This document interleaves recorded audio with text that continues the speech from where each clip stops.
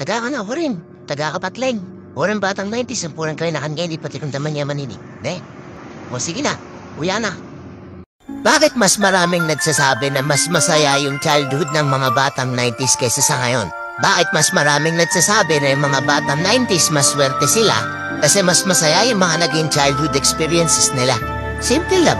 Mga batang 90s pakinggan nito. Lapit ka konti. Nung panahon natin hindi pa uso cellphone. Hindi pa uso yung puro Mobile Legend. Lalaro ka sa cellphone, manonood ka sa cellphone.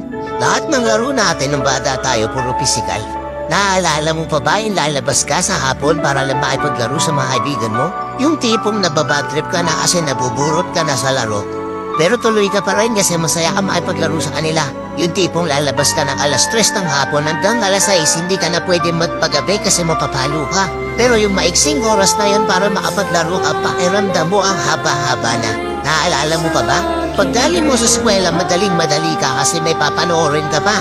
Oo, kasi yung mga palabas na TV noon, puro pambata pa. Puro cartoons, may mga anime pa. Nakakatuwa kasi yung mga palabas noon talagang nakakatulong sa bata. May matinik, may Hiraya Manawari, may siniskwela pa. Hindi ngayon. Putik na yan yung mga pinapanood ng mga bata, puro pag-ibig na. Puro drama, di ba? Mapapang umaga ka man o panghapon ka man sa klase, makakapanood ka. Naaalala mo pa ba? Yung nagtutulog-tulugan ka sa hapon sa mama mo para lang makaiwas ka sa palo niya.